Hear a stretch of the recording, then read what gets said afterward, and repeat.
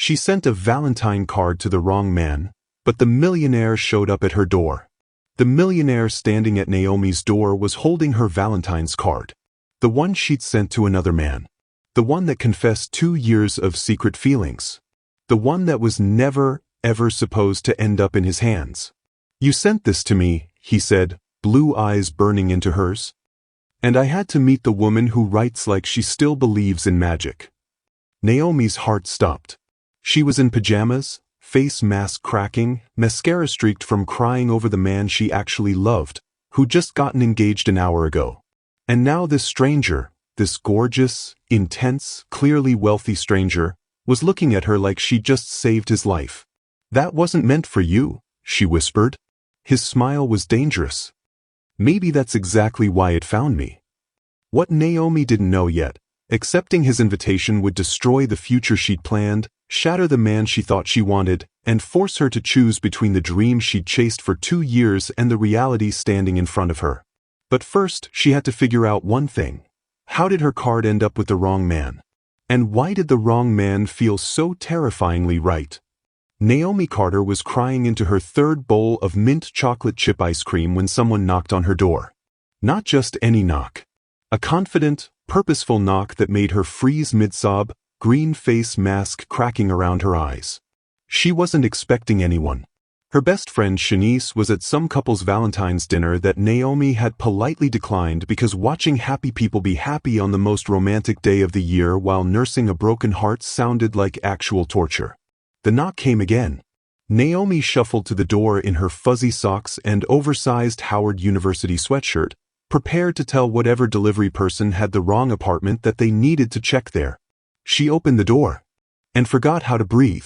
The man standing in her hallway looked like he'd walked straight out of a romance novel she'd never admit to reading.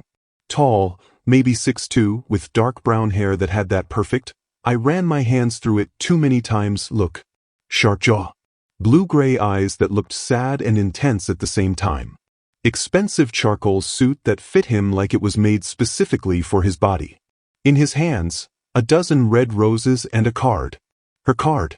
The handmade Valentine she'd spent 3 hours carefully crafting, pouring her secret feelings into every word, addressing to Maxwell Williams at the fancy Harborview apartments downtown. "You sent this to me," the stranger said, his voice low and a little rough, like he hadn't slept in days. "And I had to meet the woman who writes like she still believes in magic." Naomi blinked. Twice. "I what? For you? That wasn't meant for you."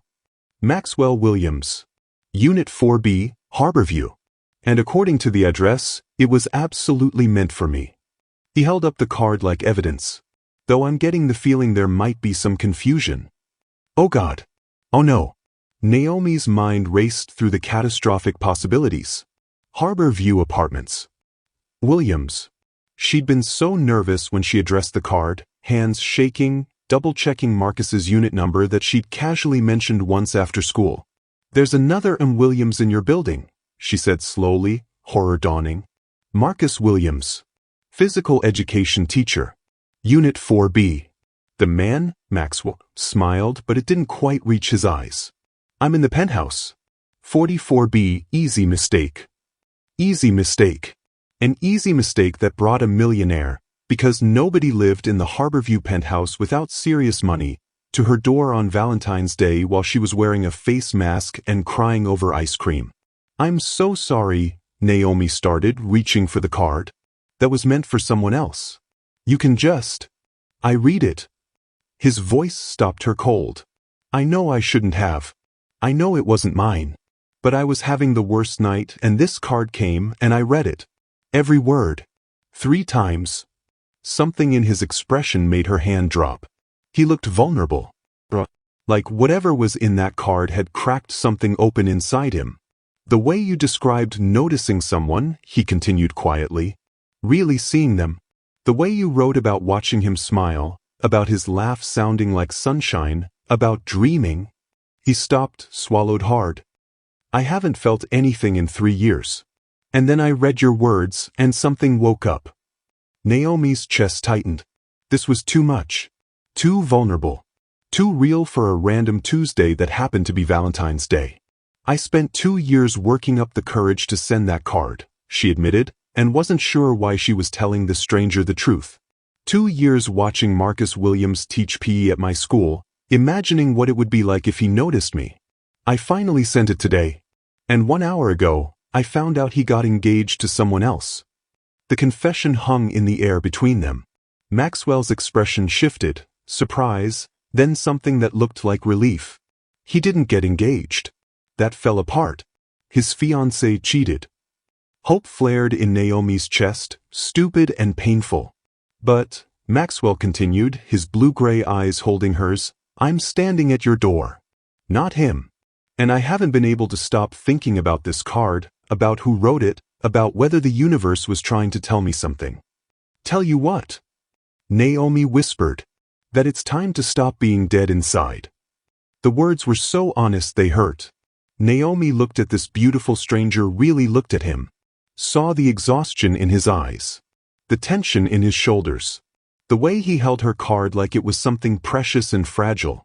She saw someone as lonely as she felt. Listen, Maxwell said, and his voice had changed, nervous now, uncertain. I know this is completely crazy. I know you sent this card to someone else. I know I'm a stranger who showed up at your door on Valentine's Day like some kind of stalker. You're not a stalker, Naomi interrupted. Stalkers don't bring flowers. He smiled. Actually smiled. It transformed his face, made him look younger, less haunted. Would you let me take you to dinner? Not tonight. Not Valentine's dinner with all the pressure and expectations. Just dinner. So I can meet the woman who reminded me what feeling something feels like. Every logical part of Naomi's brain screamed no. This was how horror movies started. Strange men showing up at your door. Too good to be true faces and expensive suits. But the card in his hand was real. The vulnerability in his voice was real. And God, when was the last time anyone had looked at her like she was something worth driving across the city for? Tomorrow, she heard herself say. 7 p.m. But you have to promise this isn't some weird rich guy game where you're bored and I'm entertainment. I promise. He pressed his hand to his chest. This is me being completely, probably stupidly, genuine. I read something that moved me and I had to know who wrote it. Naomi nodded slowly. Tomorrow. Can I have your number? So I can text you the details? She gave it to him. Watched him type it into his phone. When he looked back up, that devastating smile was back. Naomi Carter, he read from her contact. Beautiful name for a woman who writes beautiful words. He handed her the roses held onto the card. Can I keep this? He asked. I know it wasn't meant for me, but... Keep it, Naomi said softly. Maybe it found exactly who it was supposed to. Maxwell's eyes locked with hers. Something electric passed between them, making her skin warm despite the February cold. Tomorrow, Naomi. Tomorrow, Maxwell. He turned to leave, then stopped. But my friends call me Max. Tomorrow, Max. He walked away, and Naomi closed the door. Leaned against it. Looked down at the roses in her hands. What the hell just happened? Her phone buzzed. A text from an unknown number. This is Max. Still can't believe you answered the door with a green face mask on. You looked adorable. See you tomorrow. Naomi laughed.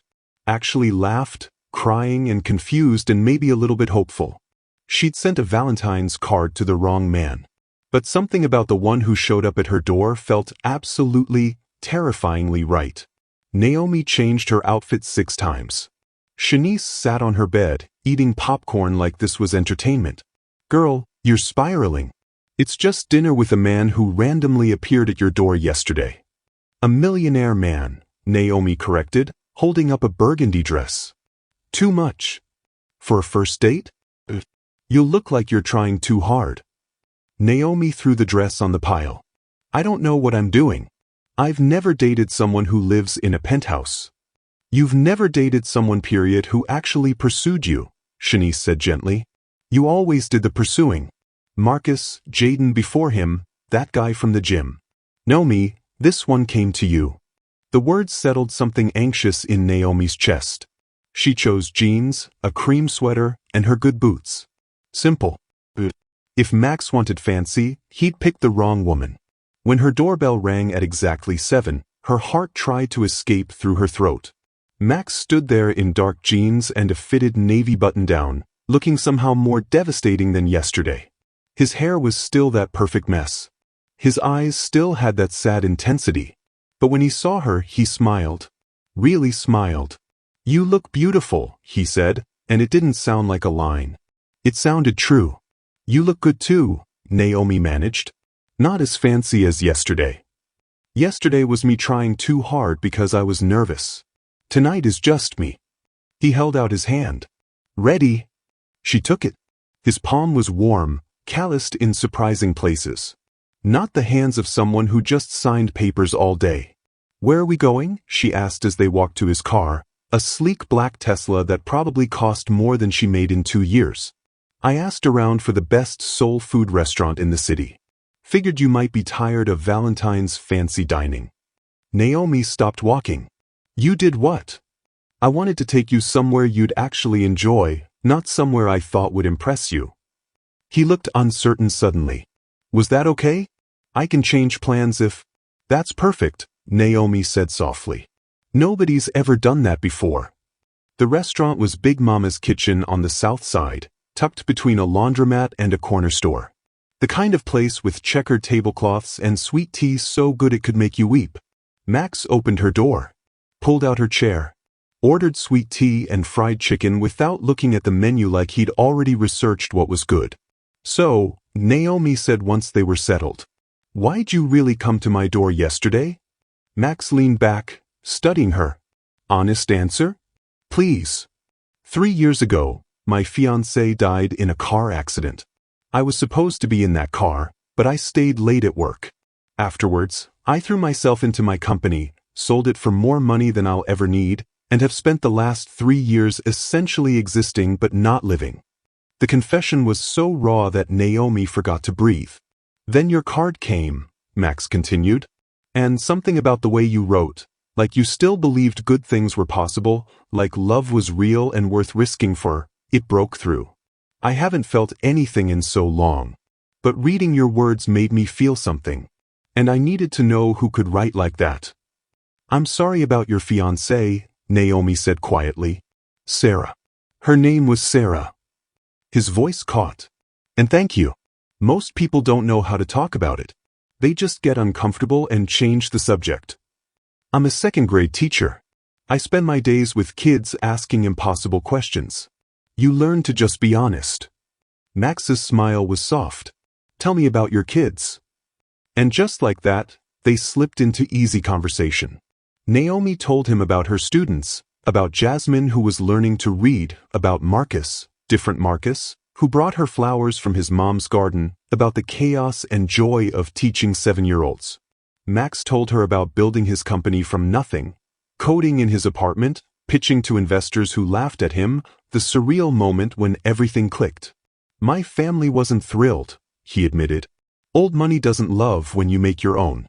They thought I should have worked at my father's firm, played golf, married the right person." "Did Sarah fit their definition of right?" Naomi asked carefully. "No. She was a nurse. Brilliant, kind, worked overnight shifts at Children's Hospital. They never approved." Pain flickered across his face.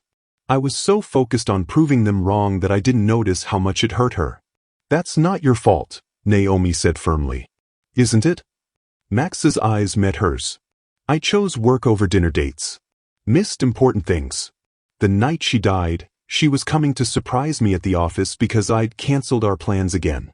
"Max, I know logically it's not my fault, but grief doesn't care about logic." Naomi reached across the table, covered his hand with hers. He stared at their joined hands like he'd forgotten what physical comfort felt like. "You deserve to grieve," she said softly, "and you deserve to live again. Those things can both be true." Something shifted in his expression. He turned his hand over, interlaced their fingers. 4 hours passed like minutes.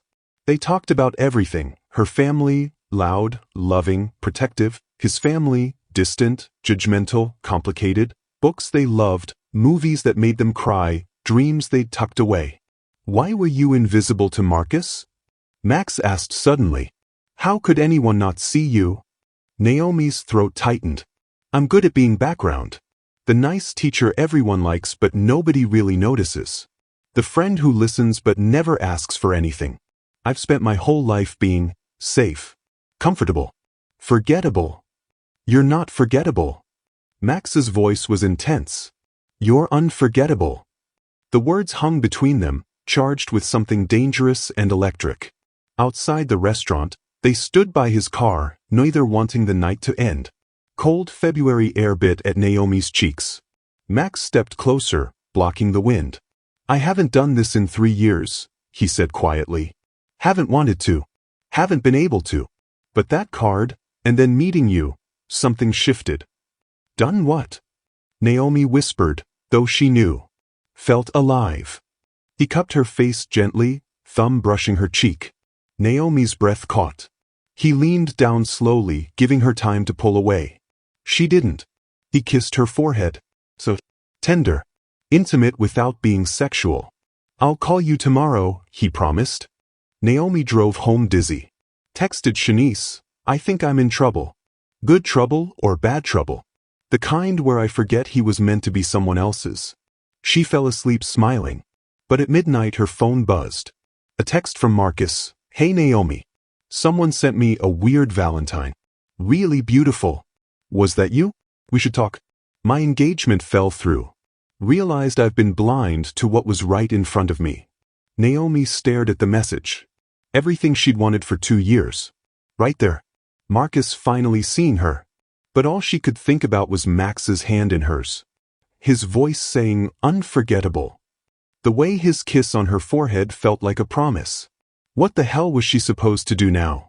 Marcus was waiting by her classroom door when Naomi arrived Monday morning. Hey, he said, that easy smile she'd dreamed about for 2 years lighting up his face. Got a minute? Naomi's stomach twisted. I've got to set up for the kids. I'll help. Come on, we haven't really talked in forever. They walked into her classroom together. Marcus grabbed chairs off desks while Naomi organized papers, very aware of his presence in a way that used to make her giddy. Now it just felt complicated. So about that card, Marcus started. My engagement with Tasha ended badly. She was cheating. Whole thing was a disaster. But it made me realize I was trying to force something that wasn't right. I'm sorry that happened, Naomi said carefully. Don't be. Best thing that could have happened. He moved closer. Made me think about who actually matters. Who I should have been paying attention to all along. There was the moment she'd imagined 1,000 times. Marcus Williams looking at her like she was visible. Did you send it? He asked directly. The card? Because whoever wrote that really sees me. And I keep thinking it was you. Naomi could lie. Could say no. Could keep things simple. But she'd spent 2 years being invisible. She was done lying. Yeah, she admitted. I sent it. But Marcus, that was before. Before what? Before a stranger showed up at my door and made me feel more seen in one night than you did in 2 years. Things changed, she said instead. I'm seeing someone. Marcus blinked. Since when? You weren't dating anyone last week. Since Friday. Friday? He looked genuinely confused. You met someone between sending me a love letter and now? When he said it like that, it sounded insane. It's complicated, Naomi said. Then uncomplicate. Marcus took her hand. I'm saying I want to take you to dinner. Really get to know you. Give this a real shot. Isn't that what you wanted? To us. It absolutely was. So why did his hand feel wrong? Why was she thinking about Max's text that morning? Good morning, beautiful. Thinking about you. I need time, Naomi said finally. To think. Marcus smiled. Take all the time you need. But Naomi? I'm not giving up easily. He left. Naomi sat at her desk, head in her hands. Her phone buzzed. Max, free tonight? Want to show you something. She should say no. Should figure out what she wanted before making things messy. She texted back, yes. Max picked her up at 7 with that smile that made her forget why she was confused. They drove to a storage facility on the outskirts of the city. "This is either very romantic or very serial killer," Naomi joked as they walked through fluorescent-lit hallways. Max laughed, but it sounded nervous. "It's where I keep Sarah's things. Haven't been here in a year." He unlocked Unit 47. Inside was a life carefully boxed and labeled. Naomi saw framed photos, clothes still in garment bags, books stacked in perfect towers. "I couldn't throw it away," Max said quietly. "But I couldn't look at it either. So it's been here, waiting for me to be ready." "Ready for what?" "To let go." He looked at her. "I've been stuck here, Naomi. In this storage unit, in the past, in the guilt. I don't want to be stuck anymore." Naomi walked to a box labeled Photos. Inside were pictures of Max and Sarah, younger, happier, so in love it hurt to see. Sarah was beautiful.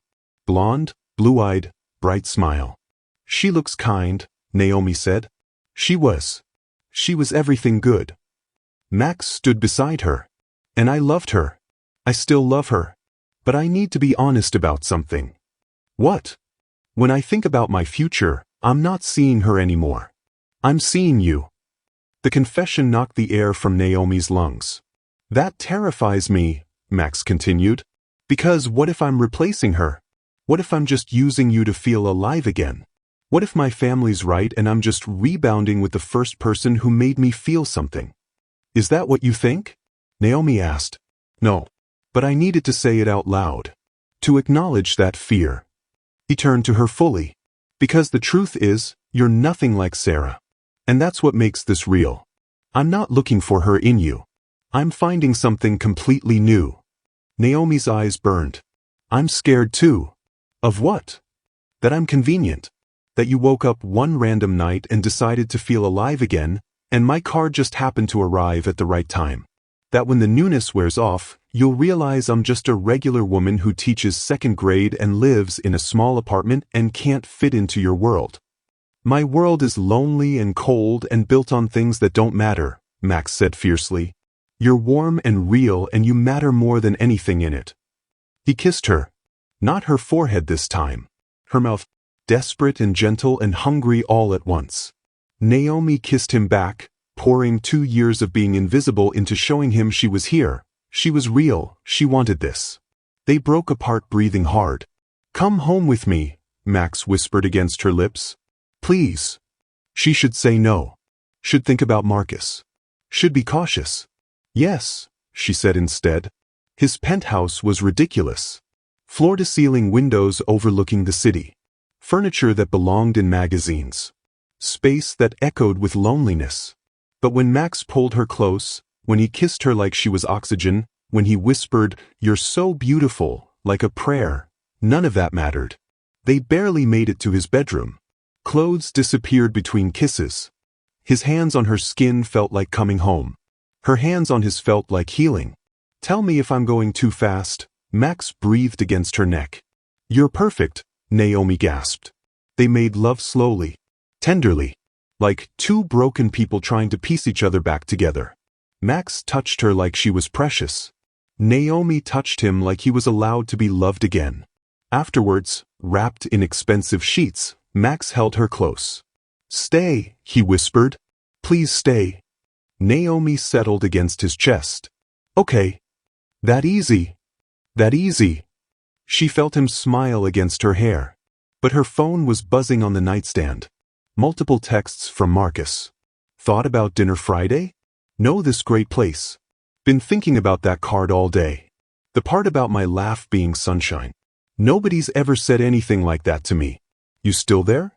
Naomi silenced her phone. Max's arms tightened around her. "You okay?" "Yeah," she lied. "I'm perfect." But perfect was complicated. Perfect was terrifying. Because she was falling for Max fast and hard and recklessly. And Marcus, the man she'd wanted for 2 years, finally wanted her back. The universe was cruel. Or testing her. Or laughing at her. She didn't know which. The next morning, Max made her coffee. Actual good coffee in an actual coffee maker that probably cost more than her car. "So," he said, leaning against the counter in nothing but pajama pants, looking unfairly attractive. My mother's hosting a charity gala this Saturday. Very fancy, very boring, very full of people who'll judge both of us. Want to be my date? Naomi's coffee cup stopped halfway to her mouth. Your mother's gala? I know. Meeting the family is usually like 10th date stuff.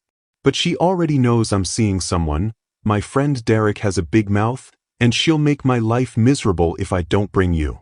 Max, I don't have anything appropriate for a society gala. So let me buy you something. When she opened her mouth to protest, he continued, not because you need me to. Not because I think you can't. But because I'm asking you to come into my world, so let me help you feel comfortable there. Naomi thought about refusing. About pride and independence. Then she remembered the template rules. Strong women accept help when they need it. Okay, she said. Thank you. That's really thoughtful. Max's smile was relieved. Yeah. I'm not too proud to accept help, especially when you're asking me to meet your family. He crossed to her, cupped her face. You're incredible. I'm terrified. Me too. My mother is intense. He kissed her softly. But I want you there. Want you by my side. Then I'll be there. Saturday. His world. His family. His mother who'd never approved of Sarah. What were the chances she'd approve of Naomi? Naomi stood in front of her closet Friday night, staring at 3 garment bags. Max had sent them over with a note. Choose whichever one makes you feel most like yourself. They're all beautiful. But you're the most beautiful thing that will be at that gala. She unzipped the first bag. A burgundy gown, floor-length, elegant without being showy. The second was midnight blue. The third was deep emerald. Girl, these are designer, Shanice breathed, examining the labels. Like, designer. This burgundy one is probably worth more than my car. Naomi chose the burgundy. It fit perfectly, hugging her curves, making her skin glow, giving her the confidence she desperately needed. When Max picked her up Saturday evening, he stopped in the doorway. Wow, he said simply. Just wow. He looked devastating in his tux. Dark, fitted, making his blue-gray eyes more intense. His hair was actually styled for once, though she kind of missed the messy version. You clean up nice, Naomi managed. I'm going to spend the entire night wanting to take that dress off you, he murmured, kissing her neck. But first, I have to parade you in front of society's finest and try not to punch anyone who looks at you wrong. Very romantic, Naomi laughed. I'm serious. You're going to be the most beautiful woman there. And they're going to judge and whisper and be terrible. But I don't care. I want you with me. The gala was at the Grand Pavilion, the kind of place with actual ballrooms and crystal chandeliers and servers in white gloves. Naomi had seen places like this in movies. Never thought she'd actually be in one. Max's hand was steady on her lower back as they entered. Possessive. Protective. Eyes turned. Conversations paused. Naomi felt the weight of scrutiny like a physical thing. Maxwell. A woman's voice cut through the murmurs. There you are. Finally. Max's mother approached. Elaine Williams was tall, thin, blonde, dripping in diamonds. Her smile was perfectly practiced and didn't reach her eyes. Mother, Max said evenly. This is Naomi Carter. Naomi, my mother, Elaine. How lovely, Elaine said, and Naomi heard exactly what she didn't say. You're a teacher, I understand?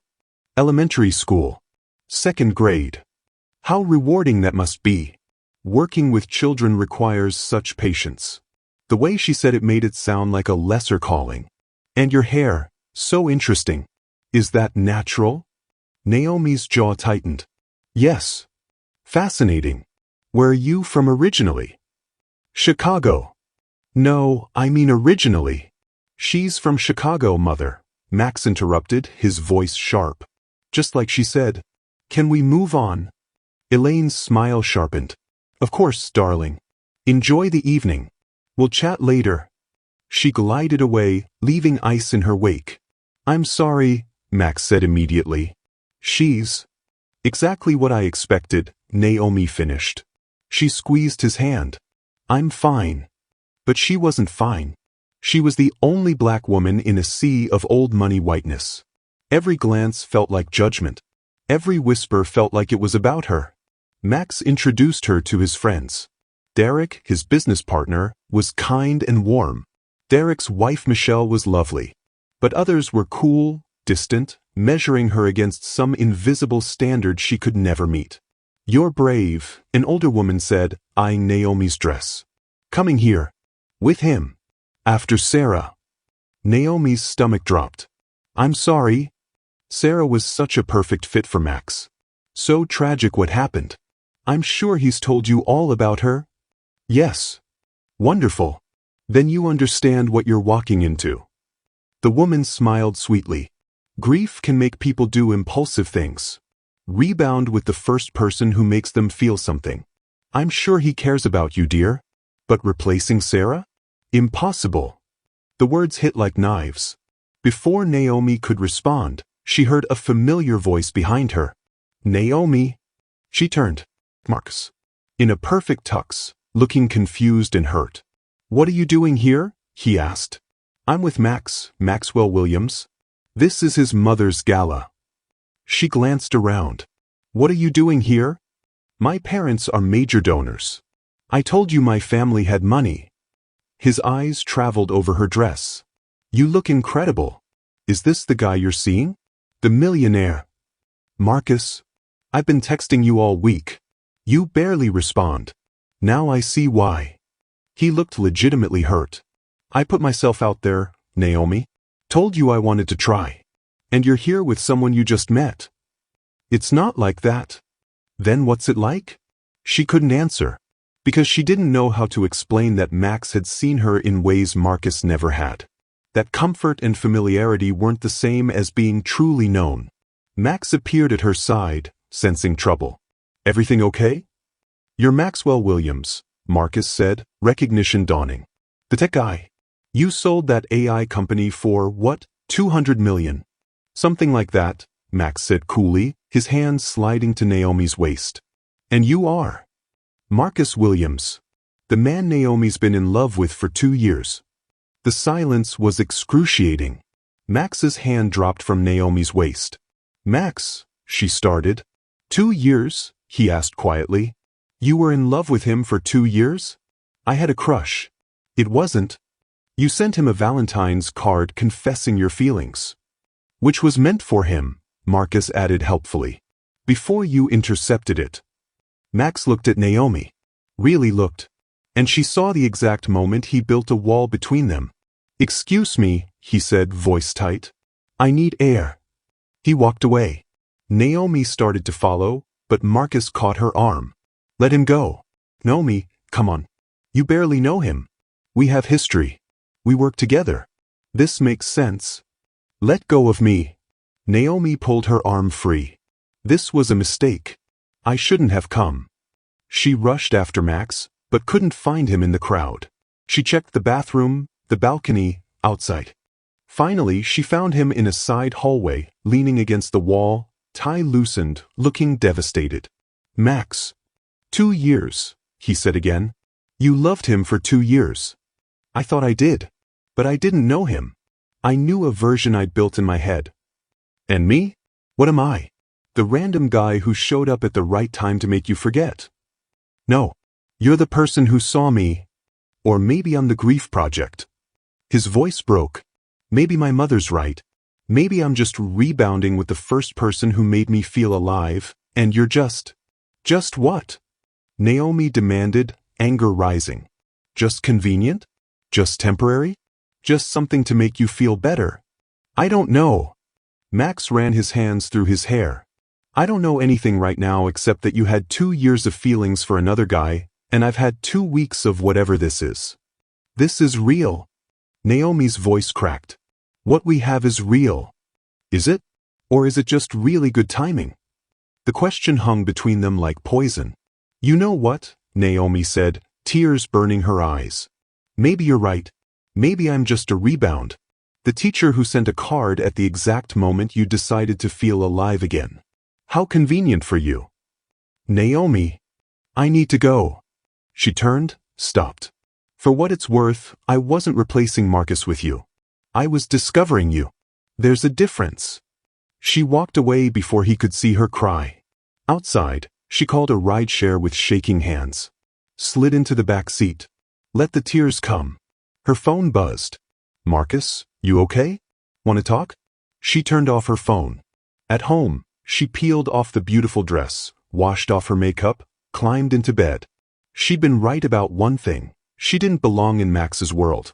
And he didn't belong in hers. Some love stories were just badly timed mistakes. 1 week. 7 days of silence. Naomi threw herself into teaching. Read stories to her second graders with forced enthusiasm. Helped Jasmine with reading. Cleaned her classroom until it shone. Marcus tried talking to her. She was polite, distant. Whatever had been there was gone. She knew that now. You're miserable, Shanice said Friday after school. Just call him. And say what? Sorry, I loved someone else for 2 years before you randomly appeared. That's not what happened and you know it. But Naomi didn't know. Didn't know what was real, what was rebound, what was the universe laughing at her. She went home. Ordered pizza.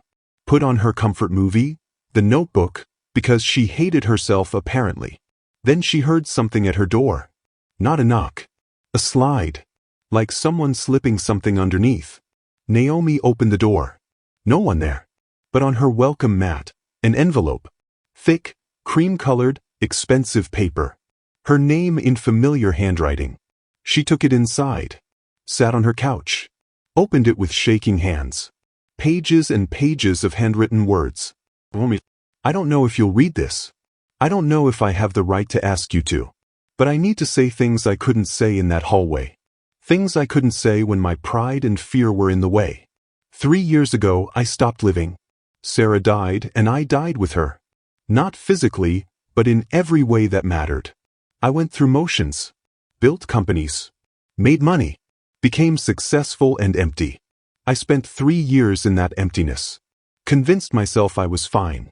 That work was enough. That feeling nothing was easier than feeling everything. Then your card came. I read it at 2 a.m. on Valentine's Day, unable to sleep like always, going through mail I'd been ignoring for weeks. Your words broke something open. The way you wrote about noticing someone. About really seeing them. About watching their smile, hearing their laugh, dreaming about them. When was the last time anyone really saw me? Not my money. Not my success. Not my dead fiancé. I became obsessed. I had to know who wrote with such vulnerability. Such hope. Such belief that love was still possible. I tracked down your address. Spent the entire drive convincing myself this was crazy. But when you opened that door, messy and real and beautiful and crying over someone who didn't deserve your tears, everything clicked. You were exactly who I needed to meet. Not who I was looking for. Not a replacement for Sarah. Someone completely new who reminded me I was allowed to want things again. Here's what I need you to know. You were never a rebound. You were a revelation. You were never convenient. You were impossible and terrifying and everything I wasn't ready for. You were never temporary. From the moment I saw you, some part of me knew you were permanent. Yes, I was grieving. Yes, I was broken. But you didn't fix me. You showed me I could fix myself. You didn't replace Sarah. You created your own space in my life that's completely yours. The way you talk about your students like they're your own kids. The way you laugh with your whole body. The way you see people, really see them, in ways most people never do. The way you write poetry on handmade cards because you still believe in magic. Naomi, I fell in love with you. Not the idea of you. Not the timing of you. And yes, you had feelings for Marcus for 2 years. I'm not going to lie, that hurt. But you know what? You had feelings for a version of him you'd built in your head. And when you actually met him, truly met him, you chose me. That means something. I'm sorry about the gala. I'm sorry my mother was terrible. I'm sorry I let my fear make me walk away. I'm sorry I accused you of being a grief project when you were the person who helped me choose life again. Most of all, I'm sorry I didn't fight for you when it mattered. I'm fighting now. I love you. I'm in love with you. Not with who you could be or who I need you to be. With exactly who you are. The teacher who cries during Pixar movies. The woman who makes elaborate Valentine's cards by hand. The person who accepted help gracefully because she's secure enough to know that's not weakness. The soul who looked at my broken pieces and didn't try to fix them, just sat with me in the mess until I remembered how to fix myself. If you don't want to see me again, I understand. I'll respect that. But I needed you to know. Falling in love with you wasn't an accident. It wasn't grief. It wasn't timing. It was the most intentional thing I've done in 3 years. It was choosing you. Every day. Every moment. Every breath. I choose you, Naomi Carter. I hope you'll choose me back. Forever yours, Matt. Naomi read it twice. 3 times. Tears streaming down her face. She grabbed her keys.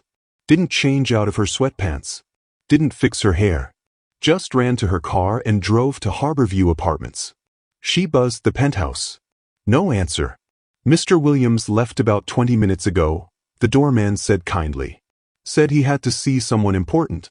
Looked like a man with something to say. Naomi's heart raced. Did he say where? No, miss. But he looked determined. She drove back home, hands shaking on the wheel. Where would he go? She pulled up to her apartment building. And stopped. Her entire hallway was covered in cards. Hundreds of them. Handmade just like the Valentine she'd sent. Taped to walls, scattered on the floor, hanging from strings. She got out slowly. Picked up the nearest one. I love how you laugh with your whole body. Another, I love that you cry during Pixar movies. I love watching you with your students. I love that you're brave enough to write your heart down and send it into the world. I love your smile. I love your kindness. I love how you see people. Each card a different reason. Each one specific.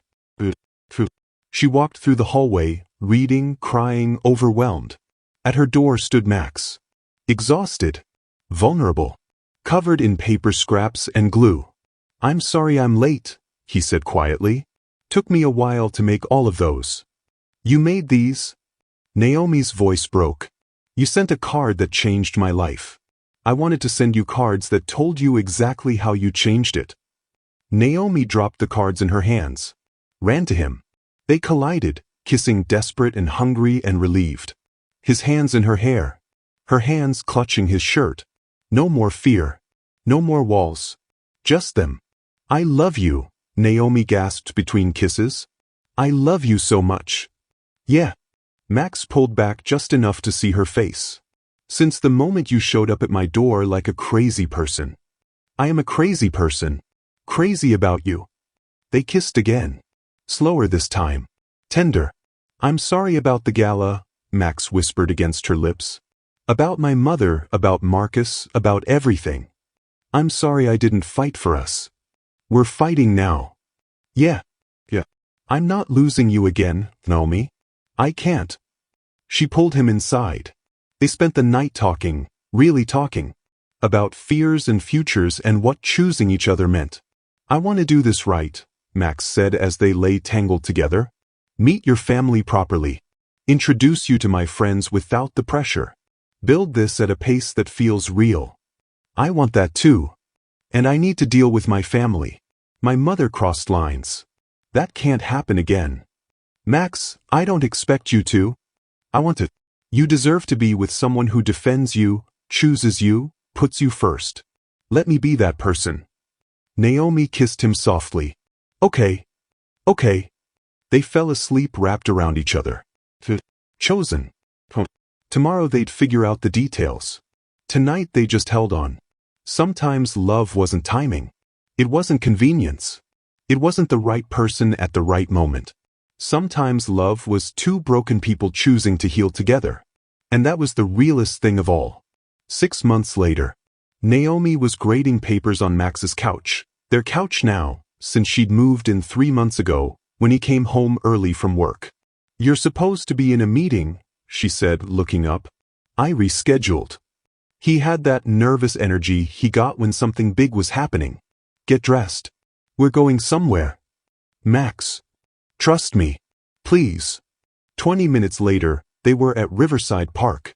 Their park, where they'd had their second date, walking trails and talking for hours. Max led her to their spot. A bench overlooking the water where he'd first said, "I think I'm falling for you," and she'd said, "I think I already fell." "Sit," he instructed. Naomi sat, watched him pace. "So," Max started, "6 months ago, you sent a card to the wrong address." "Max, let me finish. You sent a card to the wrong address. The universe, being either cruel or brilliant, sent it to me. And I showed up at your door like a crazy person because I read something that made me feel alive for the first time in years." He stopped pacing, looked at her with those blue-gray eyes that still made her breathless. "We almost didn't make it. We almost let fear and pride and other people's opinions destroy something real. But we didn't. We chose each other." "We did," Naomi whispered.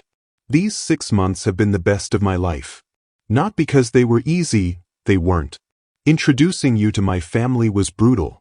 My mother still makes comments. Society people still whisper. Marcus still looks at you with regret.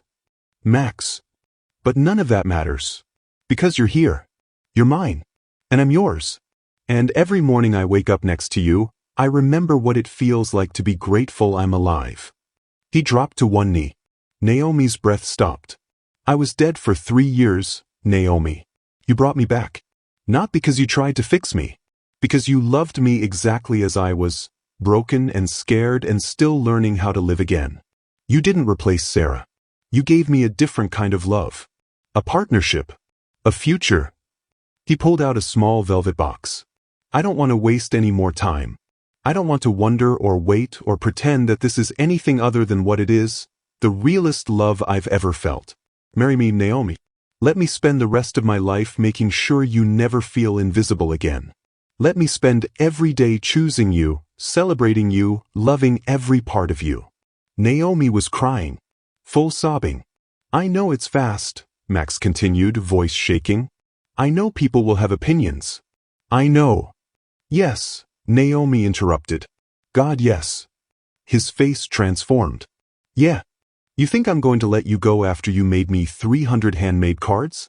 After you showed up at my door like a romance novel come to life? After you chose me every single day even when it was hard?" He slid the ring on her finger. "Beautiful, simple, perfect." "I sent my heart to the wrong man," Naomi said through tears. Max stood, pulled her into his arms. "No. You sent it to exactly the right one. The universe knew what it was doing." "You really believe that?" "I have to. Otherwise, this is just dumb luck. And I don't want this to be luck. I want it to be fate." They kissed, long and deep and full of promise. "I love you," Naomi whispered. "I love you more." "Not possible. We'll spend our lives arguing about it." "Deal." The wedding was 6 months later. Small, intimate, exactly what they wanted. Naomi's family crying and cheering. Max's friends genuinely happy. Even Derek gave a toast that made everyone laugh and cry. Max's mother came. She was stiff, uncomfortable, but she came. It was a start. Marcus sent a card. A real one, handwritten, "I was wrong. He's perfect for you. Be happy." Naomi walked down the aisle in a simple white dress, flowers in her natural curls, her father crying beside her. When she reached Max, he was already crying too. "Hi," she whispered. "Hi," he whispered back, taking her hands.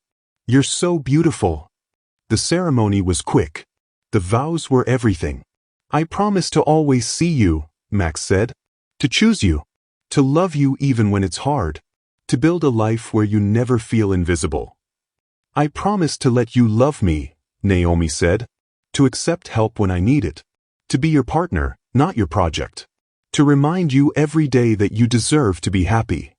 They kissed before the officiant finished. The crowd laughed. At the reception, they danced to "At Last." Max held her close, swaying gently. "Thank you," he whispered in her ear. "For what?" "For sending that card. For opening your door. For giving me a reason to live again. Thank you for showing up. For fighting for us. For loving me loud enough that I couldn't doubt it. Always," he promised. "For the rest of our lives, I'm choosing you. But because you're stuck with me now. Best thing that's ever happened to me." They kissed under the lights, surrounded by love, building there forever. Naomi stood in her classroom, reading to a new group of second graders. The door opened. Max slipped in quietly, leaning against the back wall. He did this sometimes, showed up to watch her teach. Said it reminded him why he fell in love with her. And they lived happily ever after, Naomi finished. The end. Ms. Williams? Jasmine raised her hand. Do you believe in happily ever after? Naomi glanced at Max.